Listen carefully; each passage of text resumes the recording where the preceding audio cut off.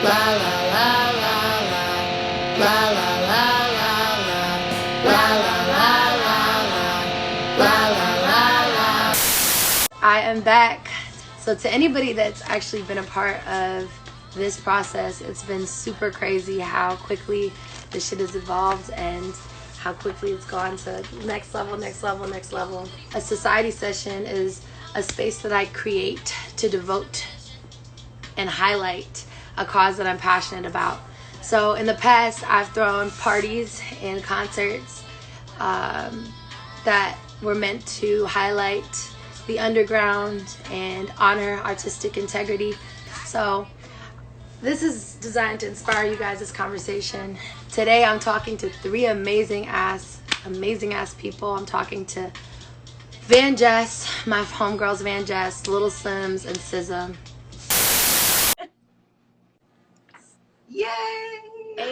I am so excited to have y'all. So for those of you who don't know VanJess, they're fire as fuck. I love you guys. Love you, Bibi. We love you. You are a queen, a veteran. You. One of the most amazing writers. Facts. I still remember when we put out our album and you hit us like complimenting our songwriting, and like literally that whole day we were like, "Yo, Bibi Bourelly just said like we did that with our writing." Like, yo, I was bumping Honey Wheat this morning actually. Wow.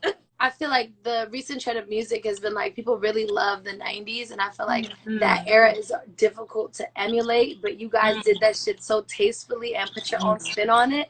And for me, it annoys me when people emulate that era incorrectly, because I'm like, bitch, this is my shit. It's the essence. Like, people don't, I think it's just about like having that soul, really, because most people just like copy, but you gotta have some spirit. Facts. 100%. The shit has to come from an authentic place. Like, it has to be real. So, you guys, what's so ironic about this chat is that you guys actually toured with Simz. Yes, yeah, we did. That was like our first tour. Yeah. And it was like, yeah, that was unreal because we hadn't performed in Europe before either. So it was so much new things we were experiencing at once. But it was amazing. Like, I think it almost spoiled this in a way because it went so well. Yeah, that was but it was like experience. One, we got to perform in front of like a European audience. Yeah. 2, we got to watch Simz, who like, I mean, I'm sure you've seen her so many times, like just kills it. Like, so we learned so much just watching her. When you guys make songs, I was always curious about this because I'm like, I feel like 1 year into my songwriting journey, I learned how to like collaborate properly. And I wonder about like taste, and when you guys make shit, like, do y'all be liking the same shit, or do y'all sometimes not be liking the same shit? Definitely. I mean, it depends, right? Like, she has her own taste and I have my own taste, so it's about like, for songs though, it's different, right? Because we can have our own music taste separately, but when we come together in the studio, it's very just like, yo, I've been listening to this, you have been listening to this, or it just kind of naturally comes through in whatever we're creating. And it's also trust too, because I know that she has a good ear, she knows that I have a good ear, so it's almost just like we'll listen to an instrumental, and I'll be like, okay, Jess, I think I got something for a chorus. She'll be like, bet I'll work on the verse. And then we just kind of go in our little zone. So it kind of just comes like, you know what I'm saying? So it's not like, oh, well, I think this should go here. It's just like, it comes natural. Yeah, exactly. So it's different every time. Like, and I feel like because you guys are also related, there's also probably this intuition, this natural kind of vibe. I can't stand it when creativity is forced. Yo, have y'all ever been in a situation where y'all feel like this shit is like, man, this shit is forced, it don't feel right? Like, you know what, that's happened just when like we've had like the kind of setup sessions where it's like people that it's not like anybody's fault, it just doesn't make sense. It just doesn't really and like it's inorganic. Exactly. Yeah, so but that's good when that happens, because it means, okay, I know myself and I know when I'm not really being my most authentic, you know what I mean? Like, because you know it, like, and you know when it feels right. Yeah, and the thing is, because we're two people, because sometimes it's like when you're by yourself, you might be in a session and you're feeling something, but you're the only one thinking it, so you're just kind of like, ooh, like, I can't really talk to anybody. But we can always go home and we're like, wait, did you think that was kind of weird? I think one thing we've had to like experience is like having sessions where we don't speak up, even though we both can sense that this isn't going well, but we'll just go through it all the way.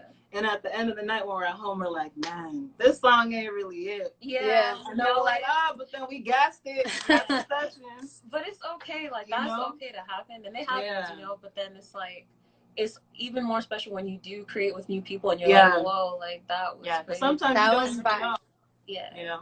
I definitely feel like I've experienced that. Like, when you make shit with people you don't really know, you don't be wanting to be rude.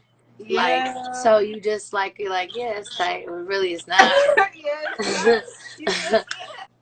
When you're like on a good wavelength with yourself, you won't really get into that many weird situations where the vibe is off. It's because rare, you're pushing out something so dope. It's like the person that you end up having that session with, you may not know them, but for some reason it just makes sense. I feel like y'all been around, y'all been hustling for a while. You feel me? A big conversation that I had with like Victoria last time we spoke on the society sessions was like, yo, people really don't understand like how much behind the scenes come up there is. They just see like the end product, the end result. And so I want to talk to you guys a little bit about you guys' come up. I think the main thing I'll say, especially for other people that might, because that's the thing, it's like there's always someone that, even if you feel, oh, I haven't gotten to a certain place, there's always someone that's going to look at you and be like, yo, but you're where I want to be. Yeah. And what people have to understand is like, even if you might see people and you think, wow, like they're at a certain place, you don't know the journey to get there. And you have to find joy in that journey and know that it's necessary, because it's like, it'll happen like when you least expect, and it's so cliche, but it's so true. It always But does. what matters is that you keep pushing forward, and just every kind of opportunity you're open to. I think that's what made a difference for us, is openness. Yeah. It was just, you know, being open to like going to like a certain session, or like we never felt too big. We never felt like we were over anything. It's almost just like you have to understand that you're where you're supposed to be in that moment, in that journey, like you said. Understanding and having that like joy of where you are in that space, like being thankful and grateful, like I get to have this opportunity to continue, you know, because a lot of people can't, you know. And openness, I can't stress enough, because just for us, like, people talk now about, oh, like, we've gotten connected with a lot of people like a K-Tronot or whoever it is, and like the way those things happen were really organic, but at the same time, if we didn't take the initiative, they wouldn't have happened. You know what I'm trying to say? We did feel like the sense that we had to prove ourselves, because we came from the YouTube world. And because we came from that world, it was very like, oh, well, you guys can sing, but you're not artists and you can't write. And for us, for so long, we thought like, man, like, are people ever going to take us seriously as artists? And that was a whole journey in itself, meeting people and them having that stigma, like other creatives, you know, being like, oh, well, you guys, I know you can sing, but can you, like, are you actually artists, you know? So that definitely took a while for us to prove ourselves. And now I feel like we've done it, where it's like people. I feel that, I definitely feel like you guys have done it. Thank you. But, you know, but we couldn't get caught up in that, like, oh, no one's going to take us seriously, let's just not bother. Like, no, you have to accept that, okay, cool, people might have that perception, but okay. So what? Yeah, it's a very strong mentality. It's a very strong mindset to have. And, you know, how did you guys get to a point where you were like, man, I know this is gonna go, you know, like. It's those little moments where you get confirmation and having optimism, belief, you know, knowing that like God has a bigger plan for you. And for us, when we first started, it was just for fun, and then you know, we started really taking it seriously, and we were like, you know what, like, no matter what happens, let's just keep going. And we just held on to each other and just I think kept pushing and pushing and pushing, even though like there were so many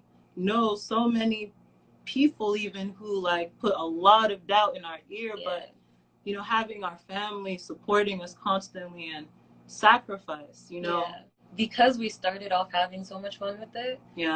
For us, whenever it gets to that point, we just go back to that, like, yo, this shit should be fun. Like, it's not that serious. It's not that serious. Nobody. You said that. Yeah. You said that. I remember at the camp. And it's true, because it's like we all do it. We just start being like, and it's like nobody's putting that pressure but ourselves, you know. And that's the crazy thing, is like we're our biggest, like, we really are our biggest enemy. So it's really mental. It's like I think for us, really, it's relying on ourselves, and in those moments, really just remembering the joy, remembering the fun. Yeah. And like the minute you do that, then you're like, oh, dang, I just made like this song or whatever it is. Yeah, and it's back. So I wanted to talk to you also about like the Keep Cool camp, right? That's a camp we was at together. That was fun. That shit was popping. That was so tight. Like, I wish we could have that now. You know, you don't know what you have till it's gone. I know. Do you remember that when we did like, if the moon and crashing down, I'll be watching. You don't remember? Can you send that to me? Yeah, but see, that one we need to finish for sure. Like, wait, can you send that to me? Yo, we need to find the balance. I'm gonna go through the emails and like, who was on that? That was Ice Cold Bishop. Yo, he just tweeted. He actually just tweeted like, we made something. It's meant to be. Like, I love you guys, yo. Like, you guys are dope as fuck. And shout out to you for putting this together. Yeah. This is amazing. Amazing. 100%. Love you. Love you. Have fun. Bye. Bye. Don't tease me, bro. Do you know what time it is? Simz. So Simz is my really great friend. She's amazing. Hi, everyone. And you actually took VanJess on tour, which I actually just found out yesterday when I spoke to you. Mm-hmm. And a lot of people don't actually know, but like the person that actually introduced me to SZA was Simz. Do you remember? Mm-hmm. That one night at where were we? Where were we? Westlake? That the studio. Yeah, we were at Westlake, and then the next day, you actually introduced me. You've been a connector. You're like, yeah, I am fire. I'm curious to know, like, because you've been rapping since you were 9 years old, right? Yeah. And when do you feel like it was like a professional thing for you, like when you first got involved professionally? Probably when I got to like 14. 14. So what, I feel like when you're 14 and you start doing shit professionally up until now, like, you know, where we're at now, I feel like there's so many pressures along the way kind of to conform and to not be independent, to sign a major deal. And I'm curious to know, like, what made you decide not to, and kind of like your journey in that. And because I feel like that's really dope and honorable that you own your shit, you know? Do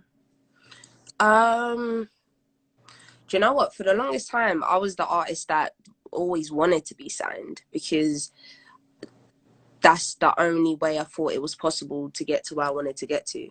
Like, all the example, everyone I'd seen come before me have had deals, have been in major label situations, so that's the way to do it, surely.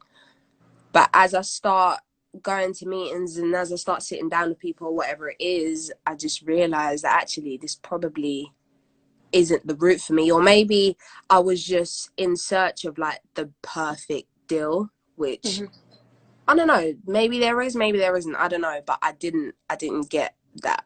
And so as I'm like holding off on the other end, I'm continuing to put out music, I'm continuing to do shows, I'm continuing to tour, and I guess I just built my own thing, whatever that is. And then it got to a certain point where I was like, actually, I'm doing all right.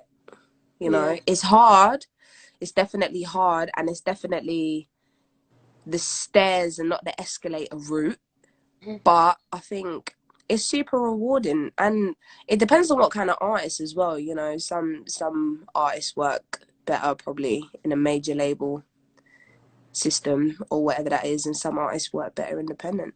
I mean, you have so much, like, your work has a lot of identity, I feel like, and it's like, it would be really fucked up to compromise that, because I feel like for me as an artist, I'm constantly being put in a box, or I feel like that. I feel like because of the color of my skin and shit, like, it can only be R&B no matter what it is. It can only be this no matter what it is. Like, have you ever felt that way? Or if you haven't, like, how do you beat feeling that way? You know what I'm saying? Yeah, 100%, exactly. Everything you just said. And even like just this female rapper talk. Like they got to a point where I was like, nah, I'm not here for that actually, because I don't understand what my gender has to do with any of this stuff, to be honest. You know, you wouldn't call someone a male chef, or maybe you would, you know what I mean? No, you wouldn't, but you just call him a chef, wouldn't you? You know? Yeah. So, you know, there's that. And then also but I think that's down to the individual though. You take yourself out of the box, and I was like, okay, well, I know that I rap, but actually I've just been learning guitar for the past 2 years, and I really enjoy playing piano, so I guess that makes me a musician now. You know what I'm saying? They give you the boxes, but you take yourself out of them. Right. You don't allow other people to put you in, to label you. Yeah. Do you feel like that? Because I feel the same way. Like, I don't feel like I am, like, submissive when it comes to people, like, labeling me or saying I should be a way and I can't be this way. Do you feel like that has to do with, like, the way you were raised? Or is that more so, like, just thick skin that you learn through trial and error? Because when you let someone define you, it fucked up. Or, like, how do you feel like you got to a point where you were like, actually, go fuck yourself. I am what I say I am, not what you say. Yeah. Yeah, definitely building thick skin. And I think as well, just getting fed up, man.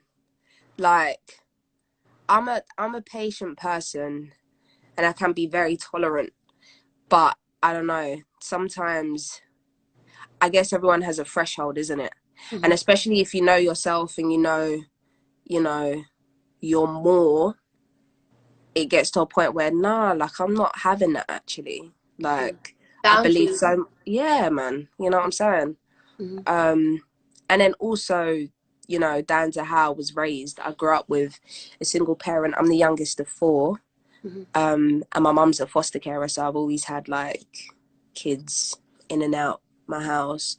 And just you know, I went from being the youngest to then being the oldest and having to set examples. And I just think, even if, you know, it's like that great, is it Tupac that said it? Like, I might not be the one to change it, but I can spark something, you know, in the person that does. And it's just that mentality of feeling like, this might not work for me, but if I do something that gives someone else the idea to really go and get it, then that's enough, you know?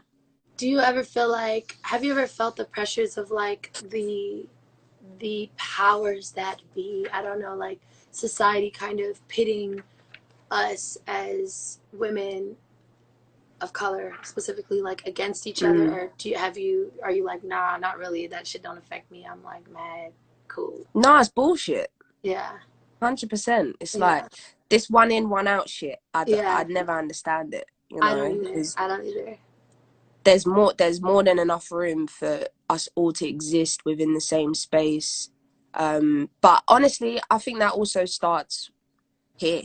You know what I'm saying? This is why things like this is so great, because it shows, like, I mean, things like your society sessions, to be specific, are so great because it shows we're all here and we all exist in this space, and we're all one, and we all support each other. And, you know, it's, I think, just setting that for ourselves, and then other people outside have to respect that. You know what I'm saying? Yeah, like leading and then allowing the world to follow. But I agree. Like, I feel like it's very important to create a community, especially amongst ourselves, of strength, and like create a fucking barrier and really help each other out. I feel like that's where the power lies, you know, like any powerful group that you know is very unified, and the power lies in connecting, the power lies in like showing love, the power lies in helping each other, you know. And I feel like that could really change the world, you know, like it could really change like the world and the future generations to come. Anyway.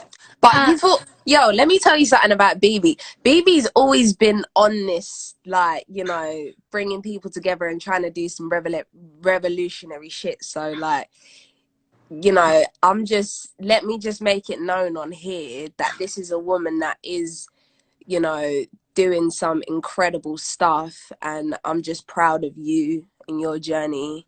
And how mature I am, right? Honestly, you're killing it, love. You're doing amazing, darling. Baby, it's 4 in the morning. I'm going to sleep, mate. I love you. I love you. Thank Bye. you. Bye, everyone. Bye, everyone. See you Say later. bye, Simz. Follow Simz right now. Stop playing. Yo! I'm so grateful that you're doing this with me today, bro. Oh, shush, baby. You know that. My baby. I already talked to you about how grateful I am. I'm really grateful. Thank you. Wait, also, Simz, fucking love you. I haven't seen you in a long ass time. I don't know where you are in the world, but I love you, girl. She loves you too. She loves you heavy. I love you, baby. Baby. I love you. So, do you actually remember when, like, I feel like you pulled up on us at one of the studios, but remember, like, I feel like it was me, Simz, and Jesse Boykins. Do you remember that? I remember because it was in a tight ass room and y'all was in there faded working on some shit. And I was like, what the hell? It was in the back of, was it Westlake? Yeah, Westlake. I'm screaming. I was like, wow, they be in here working. That made me feel like I need to get my collective energy together. Like we working as a group energy shit together. You're such a legend. Fuck. You are, sis. But I wanted to talk to you about your creativity and your art, because your journey specifically has been something that I feel like a lot of people have been very, very inspired by. And I really do feel that way. And your journey, Bibi, first of all, the whole era from like, stop. Anybody who's on her live right now and who came here for whatever reason, this bitch wrote "Bitch Better Have My Money" and set the whole shit ablaze. Nobody was making shit that sounded like that. That was aggressive and feminine, like and about that and dragging niggas with poise. Stop playing with me. I love you. You. Been shaped music. You've been broke records. You've been popped off. Stop. No, I love you, but I feel like I don't even know what to say back. Honestly, like I love you, but I feel like the reason why your journey has been so inspiring, at least for me, has been to see like your growth. You know, I feel like when you dropped Control, like it felt like I remember actually coming to your apartment, like with Simz. I'm not sure if it was your apartment, but you were staying somewhere. It was an Airbnb, and you like gave us a sneak peek before the video dropped of like the song that you did with Travis. Wait, this is Simz Airbnb, and we were. Was it Simz Airbnb? No, because Carter was there. Someone else. You don't remember? Oh, no. I'm just thinking because I went to Simz Airbnb also. And I remember she was showing me like her magazine that she had. And yes, I would do it because me and Carter and Ty and Cody, we all had Airbnbs, and that's where we made the album on TVs and shit like that. So I know that it had to be one of those because we didn't live anywhere. We just lived in like a bunch of different Airbnbs at the same time and would like just try to make music and set up a studio and all of them and make it work. But I don't know which one you were at. One of the 35. I was at one of them. Like that whole Control era, like I felt like it was like a new artist I was seeing, you know, compared to like Z, and Z was fire as fuck. But I'm really curious to know about your transition phase from like Z to Control and some of the things that you went through. I basically just got tired of being compared. I'm a very competitive person. Like I'm a Scorpio and I was a gymnast and I ran track and all kind of shit. And I'm just like, damn, it's only one. it's only one way to win. And at the time, I just felt like even though I was chilling and making music with Z, it was like my first attempt to like, make something cute, but I didn't really like care. I hate to say it. I wasn't like OD invested because I didn't even know how to be invested in making an album. But when it's time, I didn't realize that niggas were counting me out based on something. And I was like, damn, I wasn't trying. I should try because then you won't be mad that niggas are counting you out. So I was like, okay, bust. And so I started just like the way that I would like perform live. Also, I never performed live before. So I was opening up for Janae Echo. It was a whole different vibe. My anxiety was so crazy because I'm like, damn, first off, I'm like 198 pounds, I'm 200 pounds. I'm dressing different. I'm saying different things. Janae is like, you know, you know, tiny, fairy, beautiful goddess energy. And I'm like, don't nobody want to fucking see me. They don't know my music. And the anxiety made me crack open a new part of myself that had nothing to do with what I look like, nothing to do with like perception. It was just like a different stage presence, like a different version of me. And I wasn't singing in falsetto. I wasn't hiding behind like plugins and shit and reverb and like editing and shit. I was just like, sometimes just yelling, but I had to do that to find myself. So then I fast forward and I'm like, oh shit, I want my music to feel like how I feel when I'm on stage. Like I want it to reflect me for real. So I'm like, okay, let me get into that vibe. Let me project my voice. Let me, what makes me feel like that? What makes me feel like my back is against the wall and the pressure? And strangely enough, the pressure of niggas counting me out gave me the same pressure of like being on stage in front of thousands of people who didn't know me. Like when you had to open up for like one of the prettiest girls in the game, like it was stressful. So, and it just like, I don't know, I'm motivated by the weirdest things. I was bullied a lot in high school. So like a lot of my feeling of like, but I'm gonna teach you niggas and I'm gonna show you niggas. It's just like the way that I'm like designed, and it's not healthy. So like my motivating factor for this album isn't revenge. It's not like, but you had me fucked up at the door. It's more like I have so much more to show you, and I didn't know that y'all didn't know me, so I can't wait to show you like what else about me you didn't know that you may or may not. You know what I mean?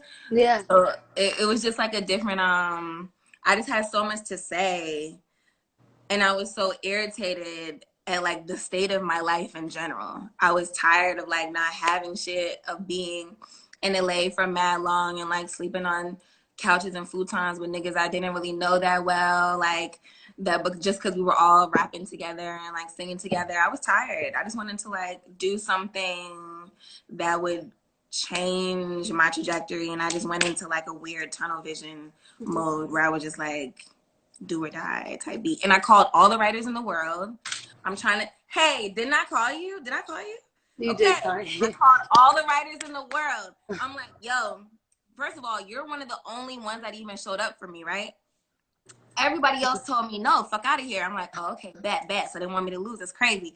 So I'm like, damn. I'm like, what am I going to do? Because I'm looking at my peers and I'm like, I need writers to make better music, like to make music that other people will like I'm fucking doomed otherwise. And even when you and I linked up, the shit didn't work out.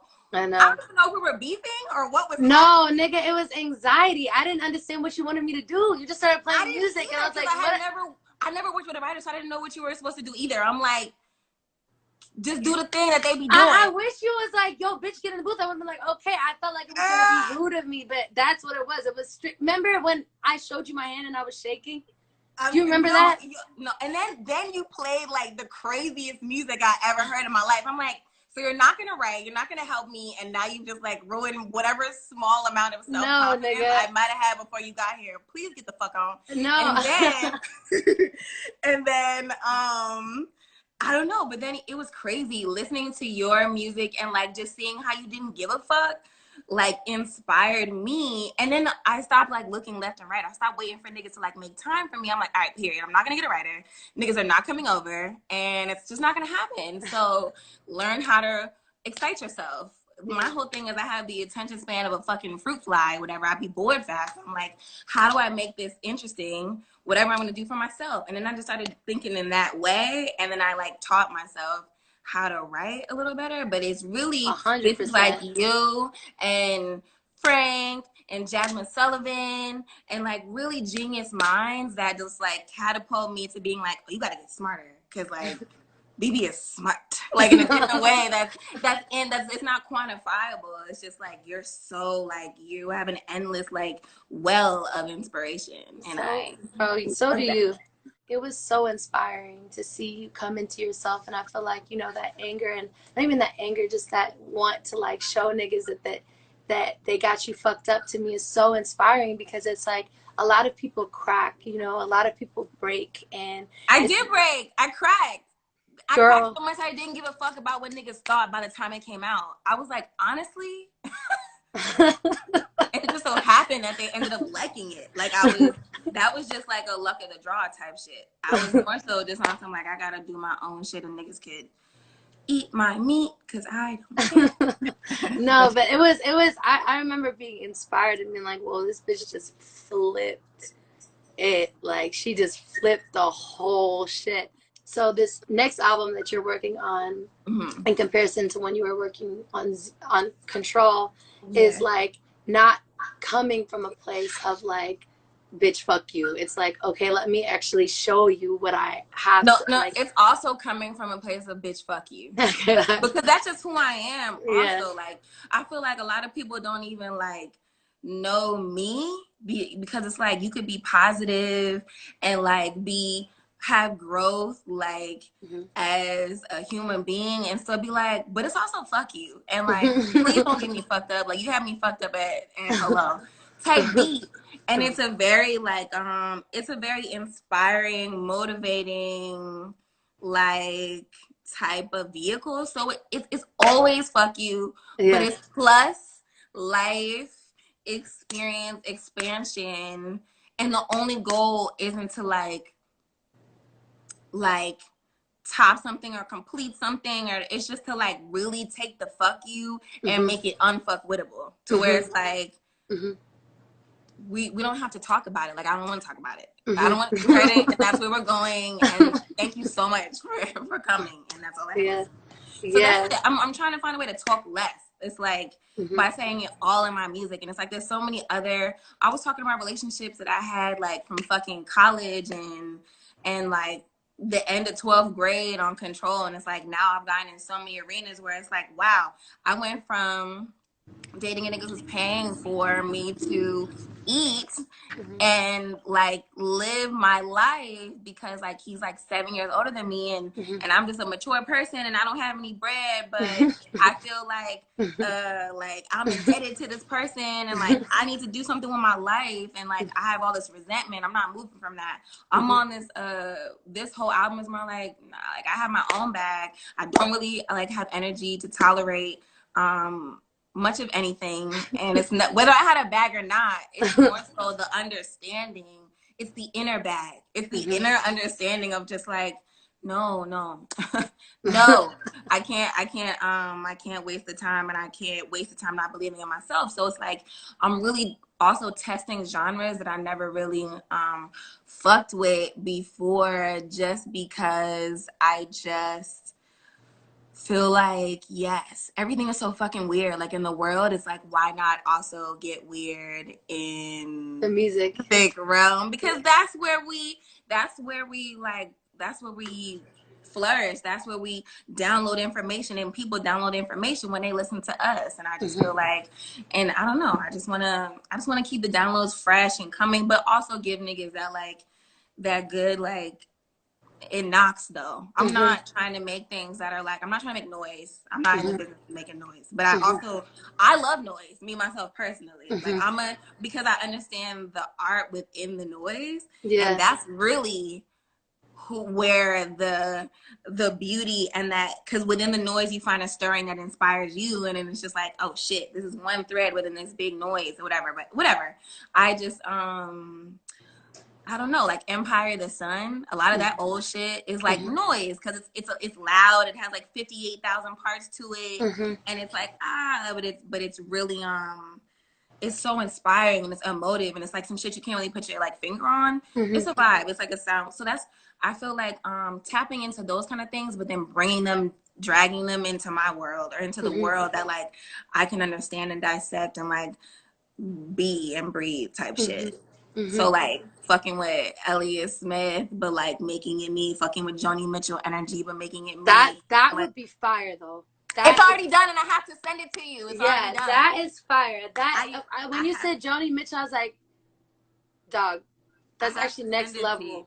I have to send it to you because I'm trying to just play right now. Like I'm trying to play but make it snap. But like blending Joni Mitchell, Future, and Young Thug like all in the same mental breath. Yeah, because that's it's like they already exist in the same mental space, but it's just like making it so, or like expanding upon it. Yeah, influence. Like I could sit here and talk to you all day, but I wanted to ask you about like whether or not or how like you've been influenced by rap, because I know you're with TDE, and I'm curious to know like rap was a part of what inspired you pre-industry, like pre-music industry, or if like hip-hop music, rap music kind of started to really move you once you got in with the guys and you was around the boys and you was around that. So it's like, so growing up, I was raised Muslim. So basically a lot of the, I know that, and that's why I love you and Ramadan Mubarak. I really, I wasn't allowed to listen to a lot of that. But like, so whatever my sister was listening to, my older sister, if it was Wu-Tang, Pac, type shit, and then that would be like my only inference of rap. So I was more into like Bjork and Ella Fitzgerald and like whatever my dad thought was okay type shit. And then, but I fell in love with like old school rap, like Camp Lo, Lucini, and like fucking and Biggie and like and Rakim and like that Wu flow where it was like, this shit is so nasty, and almost Def and like and old calm, and I was just like, damn, that's crazy. Like I really I feel so inspired by this like this aggression that I didn't really hear the aggression moving forward. So then in the rap, I definitely fuck with like the energy rap, but then being around Dot, he's such a serious rapper, and the pockets and soul and Q and the different personalities is when I realized like, oh shit, like this is when I can really pocket this. Yeah, your pocket is very I'm a pocket fiend. Oh, because you heard, okay, so my newer shit is definitely more pocket driven. You have heard some of, but I definitely, I love to chase like where the beat kind of like lands and scoops. So then I started falling in love with like, you know, the Futures and the Young Thugs and like the Playboy Cardis, but more so for their syncopation and the Quavos and the syncopation, then you mix it with the melody and understanding of like, you know, I try to learn music theory, trying to understand different scales, trying to get out of the same redundant ass runs or whatever. Like then you blend that with the falling in love of rap. I love rap. I'm obsessed with rap. I love Griselda. Me too. I love Griselda. I feel like we have very similar music tastes. It's so rare that people like come up like the way you done came up and like show love, and I'm really grateful for it. And I feel like, you know, it's really moving to see how thorough you are. A lot of people don't know like how musical you are, like, cause you be with jazz guys, like Carter has like millions of instruments, like it's very rare. Like the world really doesn't understand how rare it is right now and what a rarity it is to have somebody with actual musicality like sing their songs and perform their songs. It's very rare, and you're one of those people. So I love you, and I love you, Bibi. Thank you for having me. And really, like, for all y'all who don't know, like, I promise, like, even I think, were you like just in a room the first time I went to Rihanna's wedding thing, and I was like, is that the girl? Like, is that the one? Like, and I was really so you really just like, you're just a beast. Like you just a natural, it takes no effort. If niggas knew how little effort it takes you to do any of the shit that you be getting off, like I'm so honored to be on live with you. I'm honored. I told you earlier, like my desire was to be you. To be you, to get my ideas off, stand behind them shits, shift a sound, and really plant my feet. And thank you for like always being kind to me and fucking with me with open arms, even if you were like, I don't know what this bitch is on, but I guess I'm gonna pull up anyway. And still pulling up, even if I was like weird and random as fuck. I just love you and I appreciate you, and you're everything. You're big. I got you. We gotta stick together, bro. Like we have to create a community for people that are maybe now coming in to where we for real lift each other up and we're really there for each other. You feel me? It's powers in numbers, you know? And I appreciate you for doing this. So I will keep being a real ass bitch. You keep too. Dragging and bringing together more real ass bitches. Keep keeping it a buck. Keep not apologizing. I love you. I love you too, man. All right. Bye.